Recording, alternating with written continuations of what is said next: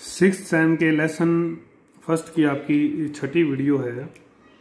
इस वीडियो में हम आपका असाइनमेंट जो रहने वाला है उसकी शुरुआत को देखेंगे, समझेंगे। और तो ये असाइनमेंट में आपका क्या रहने वाला है वो मैं आपको बता देता हूँ। पहला जो असाइनमेंट है आपका फर्स्ट असाइनमेंट 5 अंक का होता है, आपको पता है। 5 ही क्वेश्चन इसमें आपके रहने वाले हैं और 5 क्वेश्चन के जो है आपको कैसे करने हैं, 5 गुना 5 पेज कम से कम भरने हैं। 25 पेज आपके हो जाएंगे, तो आपकी तैयारी हो जाएगी, रिवीजन हो जाएगी, समझ में आ जाएगा। तो ये इसलिए ज़रूरी है, इसको आपको साथ के साथ करना है। तो इसमें आपका एक क्वेश्चन जो है वो यह है कि उदारवाद का क्या अर्थ है या उदारवाद से आपका क्या अभिप्राय है। एक पेज लगभग इस पे आप लिख सकते हैं, पौना पेज या आधा पेज जरूर लिखना है, अर्थ समझाना है, परिभाषा देनी है। आपका क्या अभिप्राय है, इसकी मुख्य विशेषताएं तथा इंग्लैंड में, हम इंग्लैंड के संदर्भ में पढ़ा हमने सारा, तो इंग्लैंड में इसके उदय के कारणों पर प्रकाश डालें। तो ये क्वेश्चन आप कर लेंगे। तो इसके 5 पेज लिखने हैं आपको। उदारवाद का अर्थ, परिभाषाएं 1-2, और फिर उत्थान के कारण में ऐतिहासिक परंपरा, 1688 की क्रांति याद होगा आपको, ये कारण है 1688 क्रांति, पुनर्जागरण, धर्म सुधार, अंतर्राष्ट्रीय घटनाएं, ठीक है, ये सब आप एक पूरा पाठ कर चुके हो। राजनीतिक दलों का विकास, ऐतिहासिक परंपरा, ठीक है, पुनर्जागरण, धर्म सुधार मैंने बता दिया, सामाजिक परिवर्तन, सीमित लोकतंत्र, संसदीय सुधारों की मांग, और 1815 के बाद के सुधारों के पक्ष में जो वातावरण बना, ये सारे कारण आपके हैं। तो ये आपको ध्यान होगा, नहीं है तो आप कर लें, मैं इसको आपको करा चुका हूँ।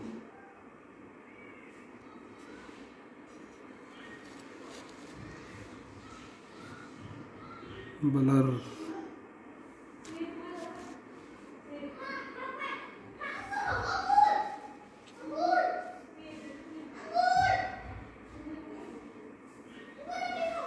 तो अब हम करेंगे छोटे क्वेश्चन जो 2-2 अंक के बहुत महत्वपूर्ण क्वेश्चन है और जो बहुत काम के हैं, रिपीट होंगे। पहला जो क्वेश्चन है इस पे दिखा देता हूं मैं आपको। पहला जो क्वेश्चन है वो है मैग्ना कार्टा की घोषणा कब हुई। तो वो कब हुई? 1215 में। ये मैंने आपको जब हमने पढ़ा था कि सुधार की प्रक्रिया कैसे शुरू होती है, उदारवाद का विकास कैसे शुरू होता है, पिछले सेमेस्टर में भी ये आया था। इंग्लैंड में सम्राट और संसद के बीच संवैधानिक संघर्ष का अंत कब होता है? जब 1688 की क्रांति हो जाती है। इसको हम शानदार क्रांति का नाम देते हैं। ये भी आपको करवा दिया गया था।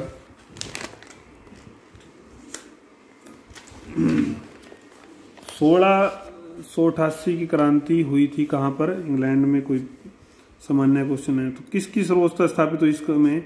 संसद की। इंग्लैंड में पहला संसदीय सुधार अभी आज हमने कल की वीडियो में पढ़ा था 1832 में। बिल ऑफ राइट्स कब पास हुआ? 1679 में। जो 1688 के बाद जब क्रांति हुई, अधिकारों का पत्र है एक प्रकार से ये। वृद्धा अवस्था पेंशन अधिनियम कब आया? 1908 में। ये हमने नहीं पढ़ा, ये आप ध्यान रखना। मैग्ना कार्टा की घटना का संबंध किस सम्राट से? तो सम्राट जॉन से। Idea of A patriot king की रचना किसने की? बोलिंगब्रोक ने। ये याद रखने हैं आपको, ये जो नहीं आ रहे, जो गोले लगा रहा हूं मैं। प्रथम कारखाना कानून 1802 में। उदारवाद शब्द का लिखित रूप में सर्वप्रथम प्रयोग कहां पर हुआ? ये हमने पढ़ा था जब शुरुआत में परिभाषा पढ़ी थी, स्पेन में।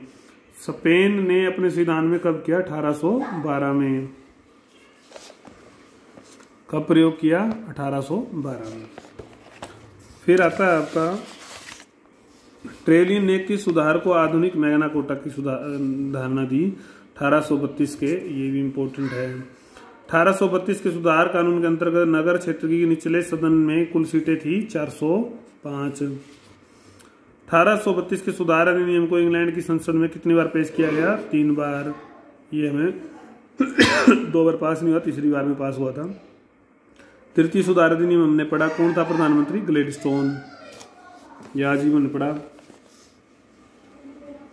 गुप्त वोट संबंधी एक्ट, ये भी 1872 में पास हो गया था। सामंती व्यवस्था किसने समाप्त की? हेनरी VII ने। वेल्थ ऑफ, ये हम पिछले लेसन में पढ़ के आए थे, पिछले सेमेस्टर में, ध्यान हो तो। Wealth of nation Adam Smith, ये वेल परिचित, आपके कई बार आई है ये किताब। उपयोगितावाद विचारधारा का किसने दिया? जेरेमी बेंथम ने, ये हमने पिछले सेमेस्टर में पढ़ा था। मजदूरों की 10 घंटे काम करने की समय सीमा की मांग कब पूर्ण की गई? जून 1847 में। मांग लंबे समय से चली आ रही थी।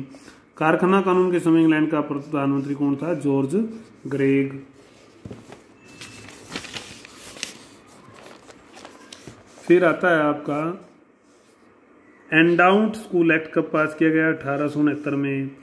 तृतीय सुधार अधिनियम, ये हमने पढ़ा था 1884-85 में। गणतंत्र की स्थापना 1649 में। चार्ल्स द्वितीय को फांसी दी गई, ये हम पढ़ चुके हैं 1649 में। 1911 के संसद एक्ट के अनुसार संसद की सदन की अवधि कितनी कर दी गई थी? अब 5 साल, ये हमने पढ़ा। बीमा संबंधी कानून कब पास किया गया? 1911 में। 1832 सुधार अधिनियम के निचले सदन की सीटें वो नगर की थी जो पीछे आई थी, ये कुल सीटें हैं, तो कुल कितनी थी? 658। 21 वर्ष की आयु वाले स्त्री पुरुष को वोट का अधिकार कब दिया गया? 1928 में। कोई भेदभाव नहीं रहा, सारे भेदभाव समाप्त करके इस 1928 में इनको अधिकार दे दिए गए थे। तो ये 30 जो हमने अति लघु क्वेश्चन पढ़े, तो ये 30 ही नहीं है, हमने जब पूरा पाठ पढ़ा है तो उसमें आपको लगातार मैंने बताया कि ये 2 अंक में ये क्वेश्चन आ सकता है। तो उस चीज़ को आपने थोड़ा ज़्यादा ध्यान से देखना है, पढ़ना है, नोट्स बनाकर लिख लेना है। तो उससे जब आपका एग्ज़ाम होते हैं तो आपको परेशानी नहीं आएगी, क्योंकि जो किताबें हैं, बुक टाइप हैं, इनमें कम ही मटेरियल होता है। तो आप या तो रेफरेंस जो बुक्स हैं, जो आपको व्हाट्सएप ग्रुप में मैंने एक भेजा था, अगर कोई बच्चा पढ़ना चाह रहा है तो बहुत अच्छा होता है। रेफरेंस बुक्स खरीद ले, 1-2 ऑनलाइन मंगवा ले, उनको पढ़े, जिसको आगे भी बहुत काम आएगा ये सिलेबस पढ़ा हुआ आपका। तो एक तो ये कर सकते हैं आप, मतलब इसको थोड़ा गंभीरता से लें, सिलेबस को, ज़रूरी है। और सिलेबस कंटिन्यू रहने वाला है, इसलिए साथ के साथ काम कर लेंगे, समझ में आ जाएगा। अगर बाद में अगर आप सोचते हो कि इकट्ठा कर लेंगे, जो बच्चे सोच रहे इकट्ठा कर लेंगे, तो वो बहुत बड़ी गलती करेंगे। एग्ज़ाम की तैयारी के लिए सोच रहे हैं तो फिर आपकी बड़ी गलती हो जाएगी, क्योंकि जब तक आपके 3 या 4 पार्ट तो कम से कम निकल चुके होंगे और फिर वो समझ में नहीं आएंगे। तो ये वीडियो आपकी यहीं कंप्लीट हो जाती है, शॉर्ट है थोड़ी वीडियो। इसमें आपको असाइनमेंट मैंने समझा दिया है, शुरुआत हो गई असाइनमेंट की। और जो असाइनमेंट साफ सुथरा बनाना है और जल्दबाजी नहीं करनी है, इसमें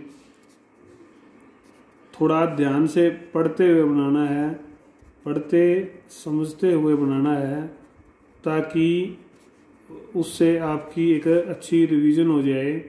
और फिर कोई क्वेरीज, क्वेश्चंस आपके आते हैं तो हमारी जो गूगल मीट की क्लास है या हमारा जो व्हाट्सएप ग्रुप है, उस पर वो मेरे से आप बात ज़रूर पूछेंगे, तो जाके हमारा काम पूरा होगा। तो ये बात मैंने आपको बताई। कोविड गांव में थोड़ा ज़्यादा आ गया है, ऐसा बता रहे हैं, ऐसी खबरें भी मिल रही हैं, काफ़ी डेथ भी हो रही हैं। तो इसमें आपकी जिम्मेदारी थोड़ी और ज़्यादा बन जाती है कि आप अब मोर्चा संभालें, पॉजिटिव माहौल बनाएं। जो बिहेवियर है, जो कोविड का बिहेवियर है, उसका पालन अति आवश्यक है। क्या है ये बिहेवियर, इसको मैं इस वीडियो में थोड़ा सा समझाने की कोशिश करूँगा।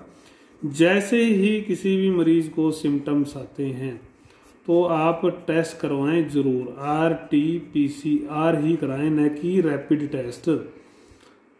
और जैसे सिम्टम आए तो उस मरीज को, जिस भी मरीज को कोई खांसी है, बुखार है, जिस भी व्यक्ति को, उसको थोड़ा सा अलग कमरे में उसकी व्यवस्था करें। उसके बर्तन, शौचालय, जितनी चीजें ज्यादा से ज्यादा अलग कर सकते हैं कर देवें। उससे जब भी कोई मिलने जाता है तो मास्क जरूर हो, और उचित दूरी का जो सिद्धांत है वो भी पालन करना है। मास्क, उसको भी मास्क लगाना है और स्वयं भी मास्क लगाना है।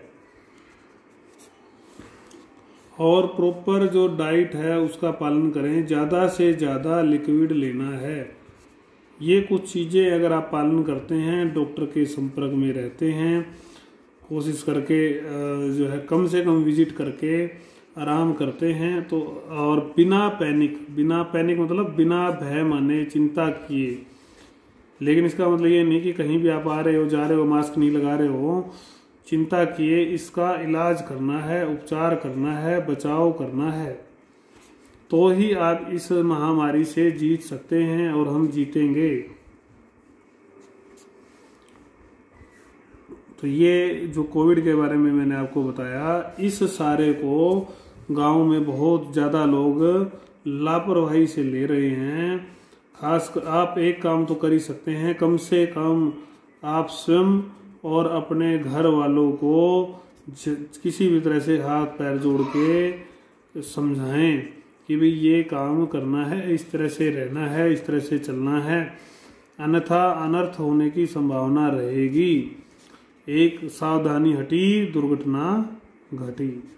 तो इसलिए मास्क, दूरी, और किसी को अगर लक्षण हैं तो वैसा फिर उसका व्यवहार, उसी तरह की कोरोना बचाव के उपाय। इस संबंध में भी किसी को कुछ पूछना है तो डायरेक्ट कॉल करके भी वो मुझसे पूछ सकते हैं कोविड के बारे में। 90 684 10 600।